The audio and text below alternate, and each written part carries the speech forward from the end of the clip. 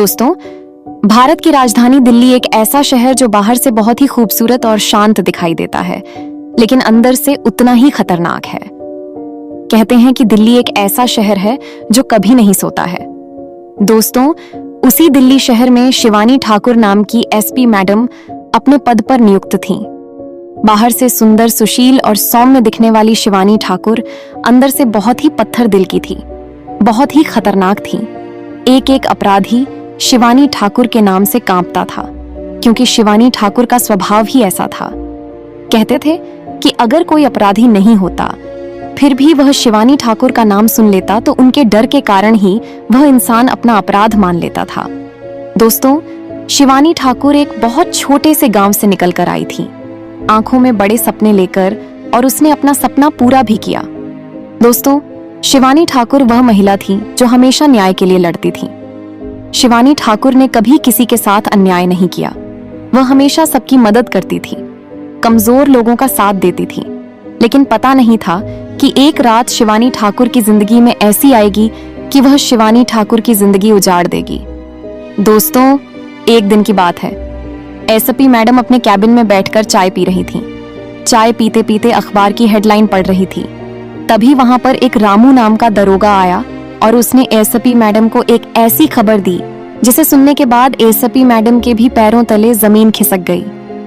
दरअसल रामू महिला तिहाड़ जेल का एक भोजन बनाने वाला दरोगा था। उसने एसपी मैडम से आकर कहा कि मैडम, हमारे जेल में कुछ भी ठीक नहीं है। तब एसपी मैडम ने कहा कि रामू, तुम क्या कहना चाहते हो? जरा खुलकर बोलो, क्या सही नहीं है? तब रामू बोला कि मैडम, हमारी जो महिला तिहाड़ जेल है उसमें महिलाएं सुरक्षित नहीं हैं। उनका शोषण हो रहा है, उनका फायदा उठाया जा रहा है। तब एसपी मैडम ने कहा कि रामू, ये तुम क्या बोल रहे हो? होश में तो हो, तुम्हें पता तो है तुम क्या बोल रहे हो? तब रामू बोला कि हाँ मैडम, मुझे पता है मैं क्या बोल रहा हूँ, ये बात एकदम सच है। तब एसपी मैडम ने कहा कि बताओ रामू, कौन है जो महिलाओं का शोषण कर रहा है, महिलाओं के साथ दुर्व्यवहार कर रहा है? तब रामू ने कहा कि मैडम, वही पुलिस वाले जो दिन में तो नौकरी करते हैं, पूरी जेल का ध्यान रखते हैं, लेकिन रात में उन्हीं कैदियों के साथ गलत व्यवहार करते हैं।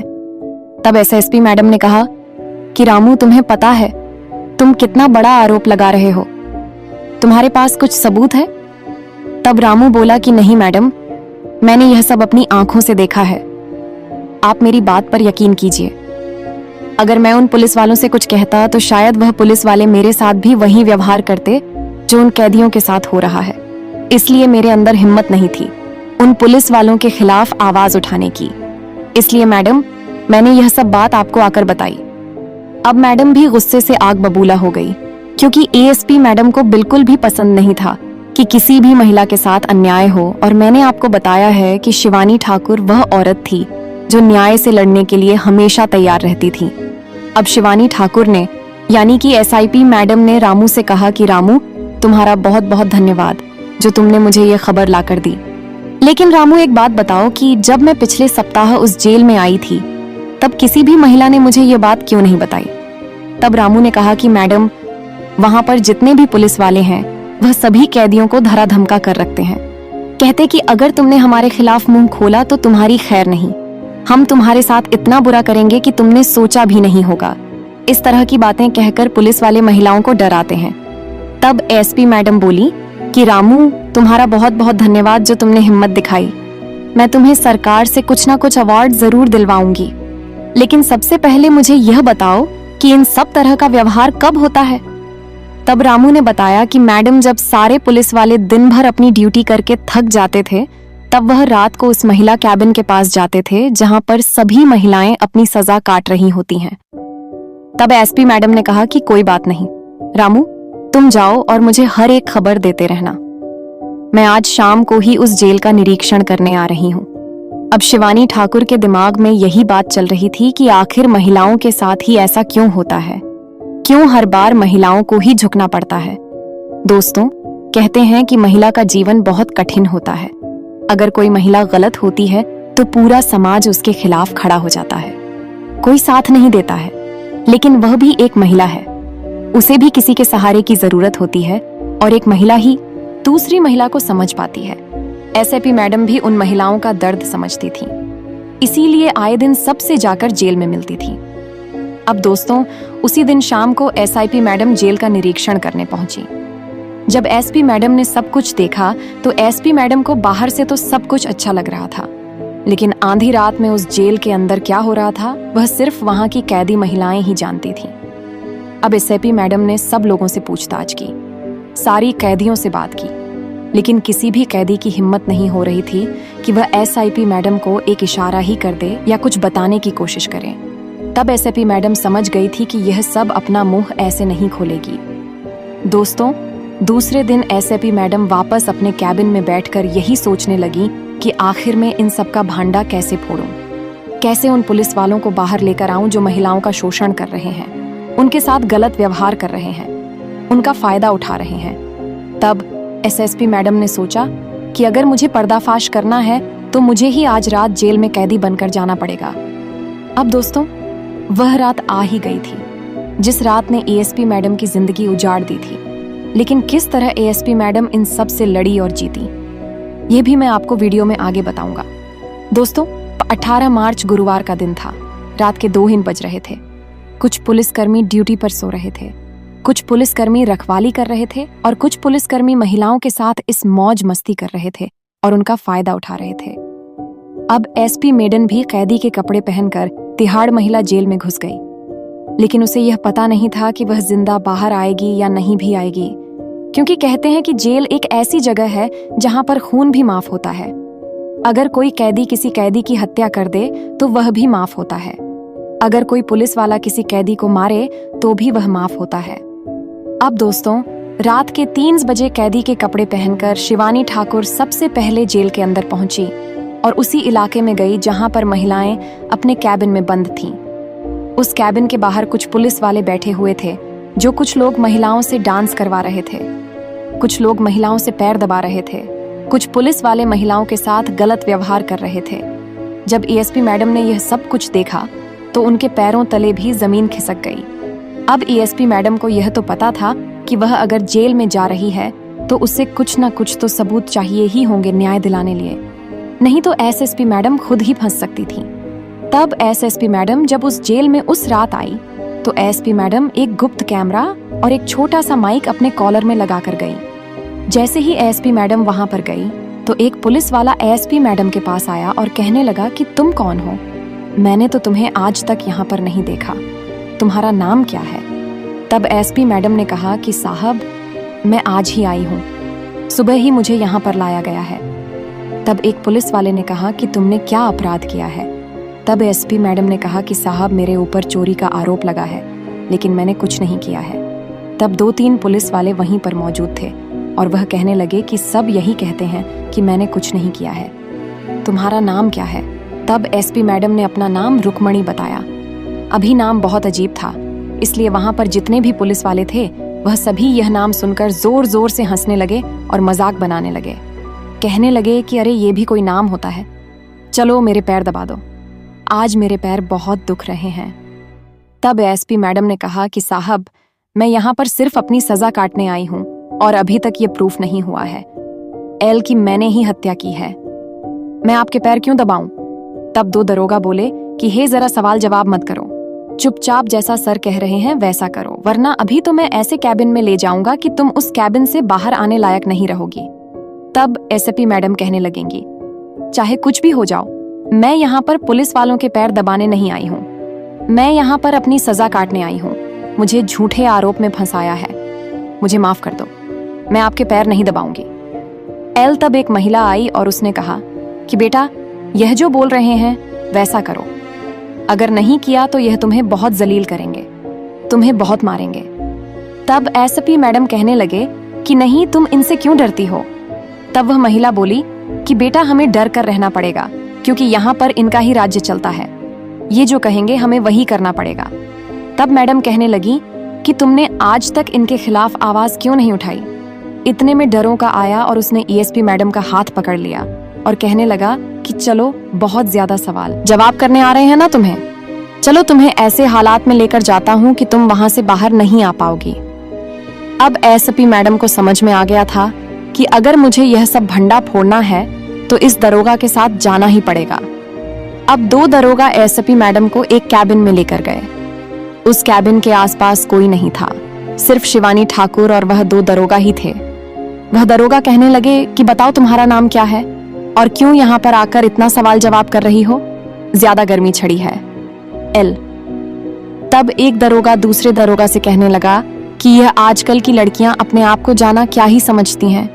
ये जानती नहीं है कि अगर हम पुलिस वाले एक अच्छे दोस्त बन सकते हैं तो उससे बुरे दुश्मन भी बन सकते हैं। तब एसपी मैडम कहने लगे कि साहब, आप दोनों मुझे यहाँ पर क्यों लेकर आए हो?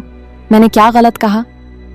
तब वह दोनों दुर्गा कहने लगे कि चुपचाप यहीं बैठी रहो, अभी आधे घंटे में हमारे साहब आएंगे, वहीं तुम्हारी सारी हेकड़ी निकालेंगे। इतने में एसपी मैडम का दिमाग चला और एसपी मैडम ने उन दोनों दरोगाओं को अपनी सच्चाई बता दी। लेकिन क्यों बताई, इसके पीछे भी मैं आपको एक कारण बताता हूँ। वह डेपी जो दोनों दरोगा थे, उनकी पोस्टिंग 1 महीने पहले ही हुई थी और वह अपनी नौकरी से भी बहुत प्यार करते थे, लेकिन सिस्टम के चक्कर में उन्हें ऐसा बनना पड़ा और सिस्टम ने ही उन्हें ऐसा बनाया जब उस जेल के कैबिन में 2 दरोगा और एसपी मैडम के अलावा कोई नहीं था। तब एसपी मैडम ने कहा कि तुम दोनों का नाम क्या है? तब एक दरोगा ने अपना नाम कुणाल बताया और दूसरे दरोगा ने अभिषेक बताया। तब एसपी मैडम कहने लगी कि तुम मुझे जानते हो मैं कौन हूँ? तो वह दोनों कहने लगे कि हम नहीं जानते तुम कौन हो, लेकिन तुम कुछ ज्यादा ही अंदर चटर पटर कर रही थी। अभी हमारे साहब आएंगे और तुम्हारी सारी हेकड़ी निकालेंगे। तब एसपी मैडम बोली कि मैं दिल्ली के एक थाने की एसपी हूँ और यह चीज मैं तुम्हें इसलिए बता रही हूँ क्योंकि अब तुम्हें भी मेरा साथ देना पड़ेगा। तब वह दोनों दरोगा एएसपी मीणा की बात में नहीं आते हैं और मजाक उड़ाने लगते हैं। कहते हैं कि अरे वाह, तुम एएसपी हो तो हम भी प्रधानमंत्री हैं।